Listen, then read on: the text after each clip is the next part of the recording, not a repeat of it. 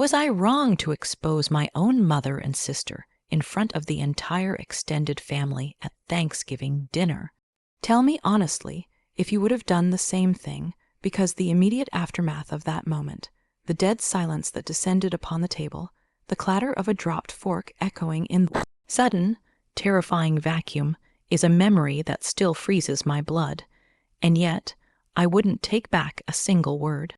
That single, shocking holiday confrontation was the culmination of 3 decades of being the less favored child, the one who was constantly told, either subtly or directly, that my life milestones simply didn't measure up to my sister Chloe's, and that day I was finally ready to prove that the only reason my biggest milestone was missed was because they chose to hide it.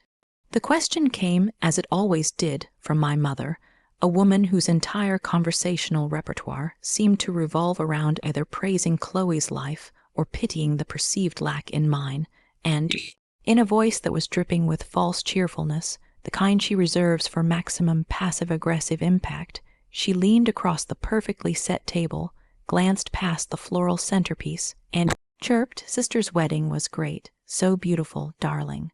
When's yours, sweetheart? We're all just waiting patiently for you to catch up."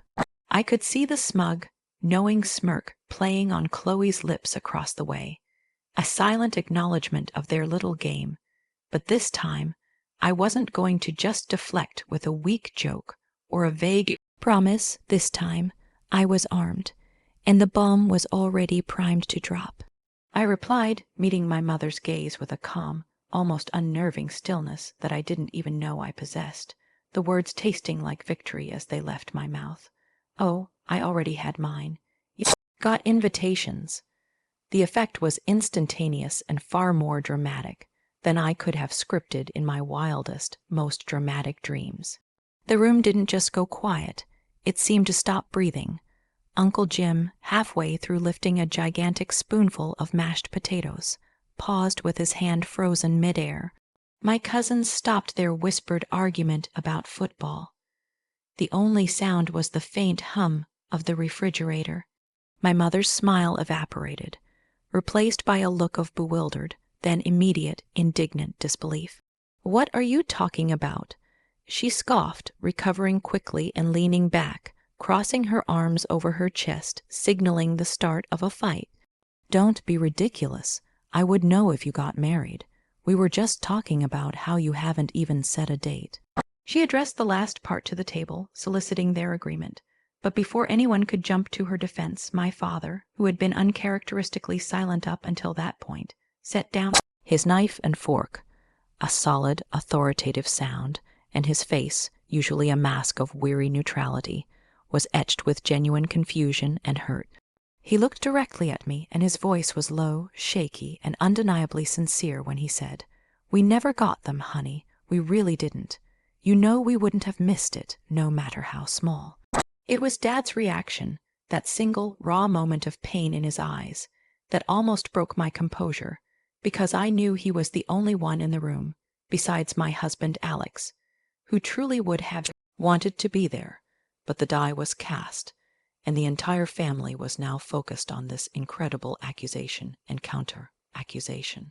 The silence was deafening, the air thick with tension, and my mother was gearing up for her next wave of attack, ready to dismiss me as desperate or lying, which is when I finally let the mask drop. Gave a small, deliberate smile and said, "Actually, Dad, you did get them. I made sure of it." I didn't wait for another word, didn't give Mom the chance to start railing about my dramatic flair or my supposed need for attention. Instead, I simply pushed my chair back, the harsh scrape against the hardwood floor, demanding every single person's attention, and announced, "Excuse me, I just need to grab something from my car."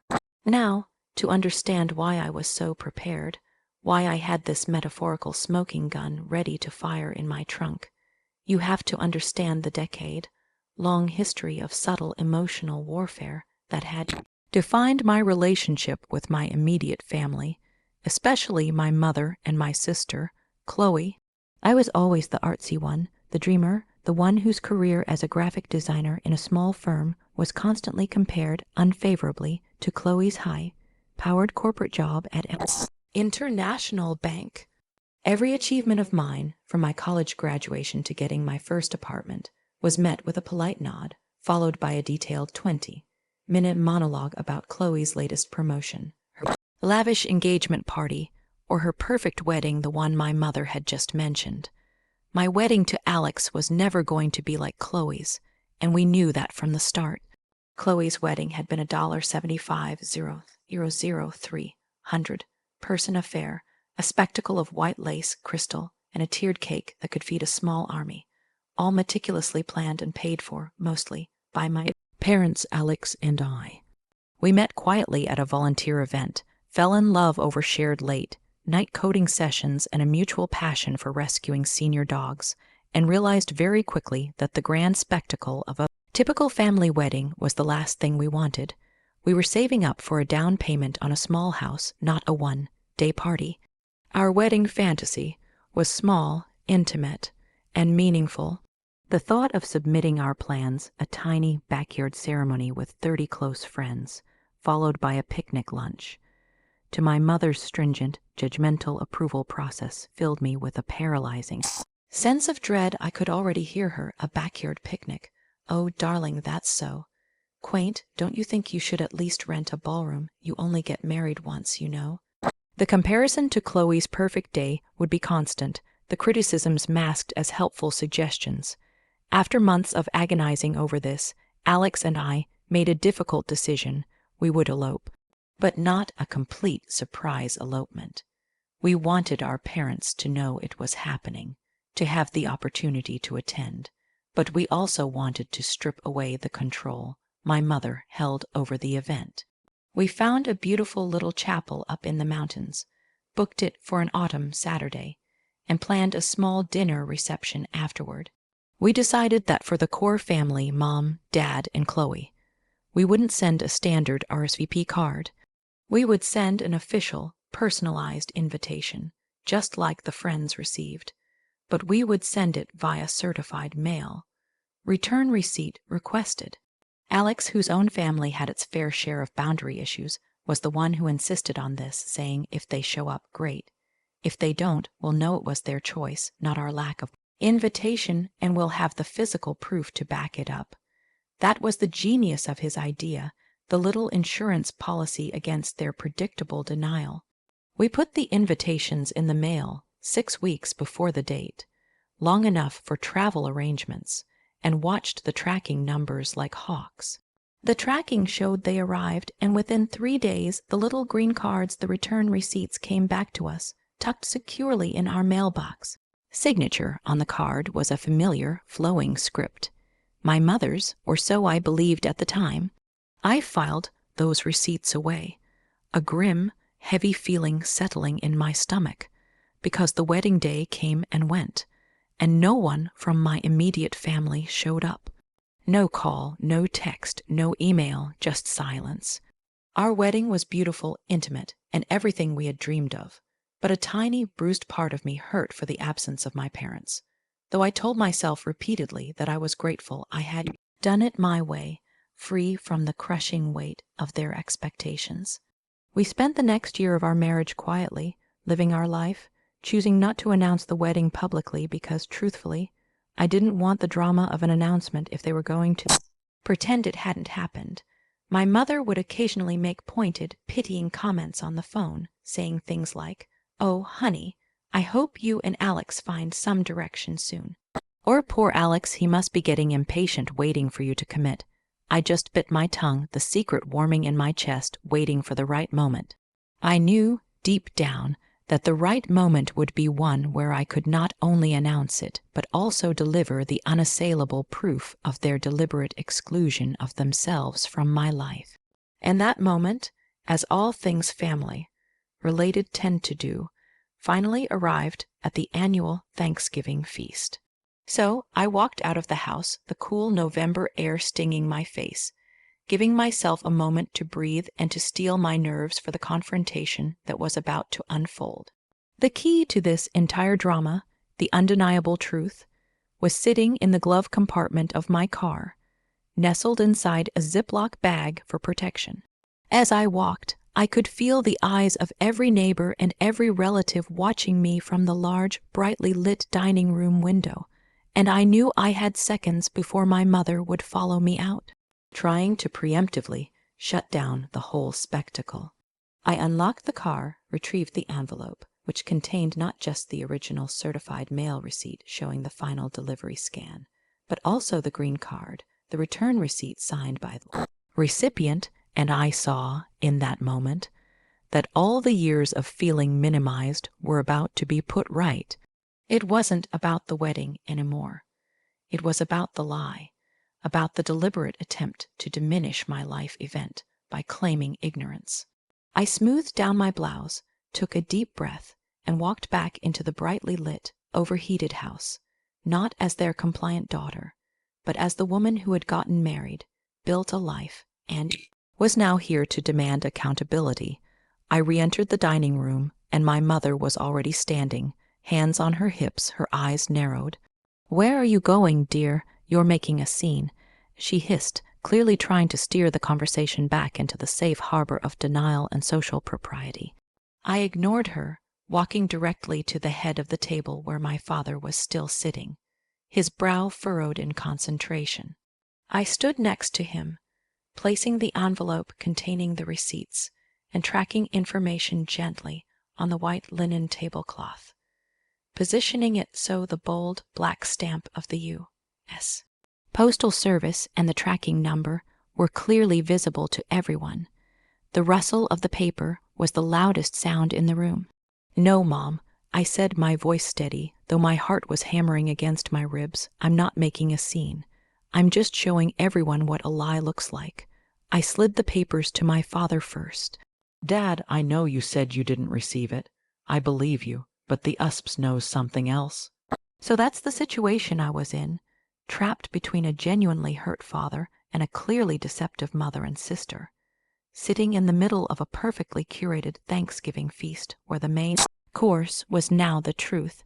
I had the proof, the absolute, ironclad evidence that the wedding invitations, which were not cheap, by the way, hand, calligraphed, and personalized, had been delivered and signed for. The clock was ticking, and I knew that once I pointed out the signature, the entire family structure, built on my mother's carefully constructed facade of the perfect family, was going to shatter. Before I tell you the absolute, shocking truth of who signed that card and what happened when I pointed the finger, I want you to pause right here. Put yourself in my shoes. You've been the overlooked child for decades.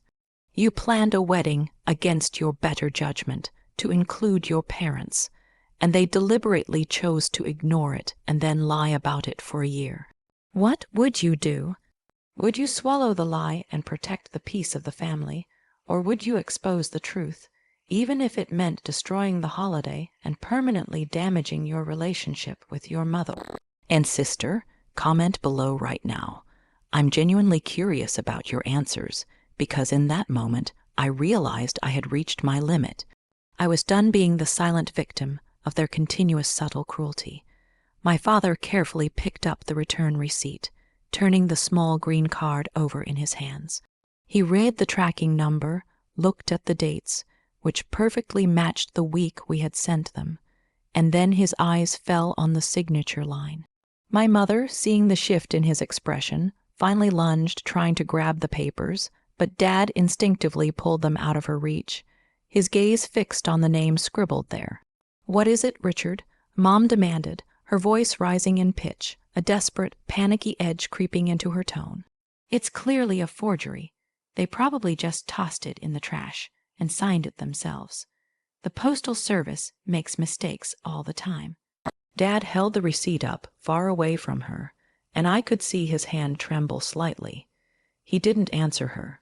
He just slowly turned the card to face the rest of the table, his eyes now locked on my sister, Chloe.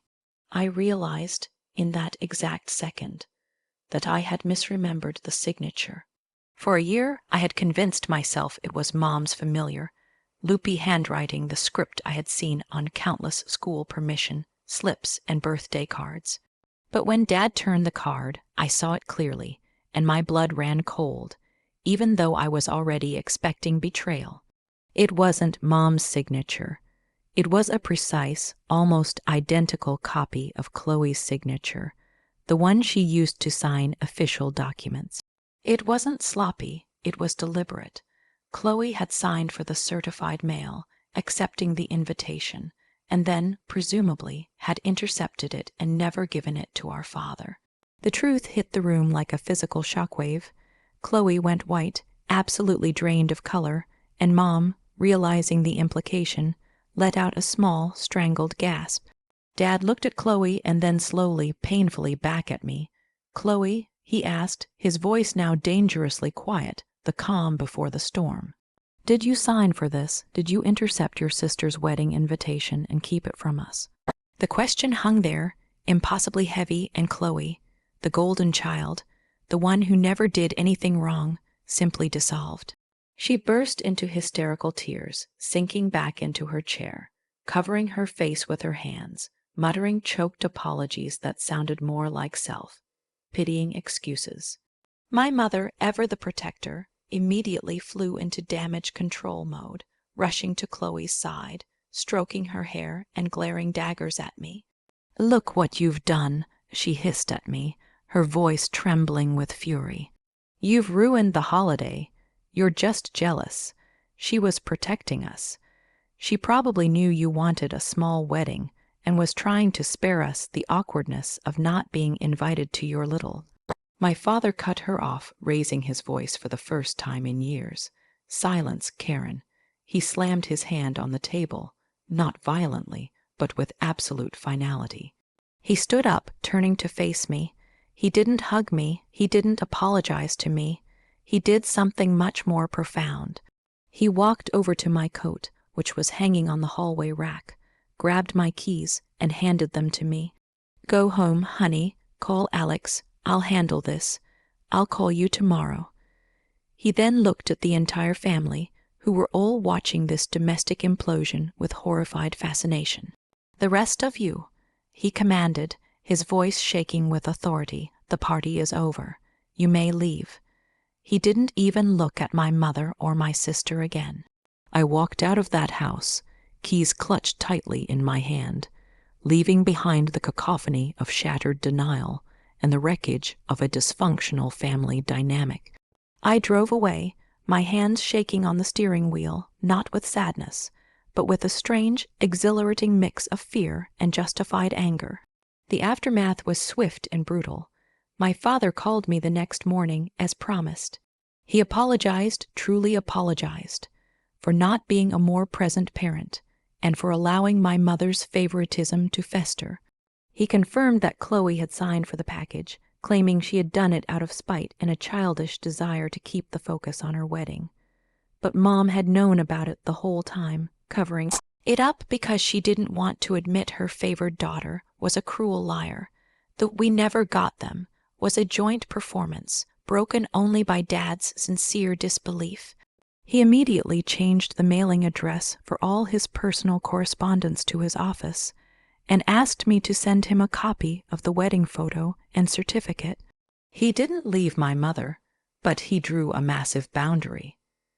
He declared a moratorium on all contact with Chloe until she apologized, and he told my mother he was deeply disappointed in her behavior. As for Chloe, she called a few days later, not to apologize, but to scream about how I had embarrassed her and ruined her life, which only confirmed my decision to put a considerable distance between us. I politely hung up, and Alex and I officially went no contact with both Chloe and my mother, only maintaining a careful, private, and limited relationship with my father, who began driving 4 hours every month to see us. The rest of the family gossiped endlessly, but the proof was undeniable, and the delivery receipt, the small green card, became the symbol of my liberation from a toxic family dynamic. So, that's my story. It's a painful one, full of years of feeling secondary, but it ends with a powerful, if explosive, moment of self-advocacy. I learned that day that sometimes you have to be the villain in someone else's story to finally become the hero in your own, and that holding on to the truth, even if it feels terrifying, is the only way to ever find peace. You can't build a healthy relationship on a foundation of lies and deliberate oversight. I now know who did it, and more importantly, I know who I am, a person deserving of respect and inclusion, regardless of whether my life choices meet my mother's stringent, outdated expectations. Alex and I are happier than ever, focusing on our future and the new, healthier family unit we've created. Like this video if you were on my side and think that sometimes a holiday meltdown is the only way to break free from a toxic situation. Subscribe for more true stories about family drama, betrayal, and unexpected revenge. And please share your final thoughts on this whole mess in the comments section below. I'll see you all in the next story.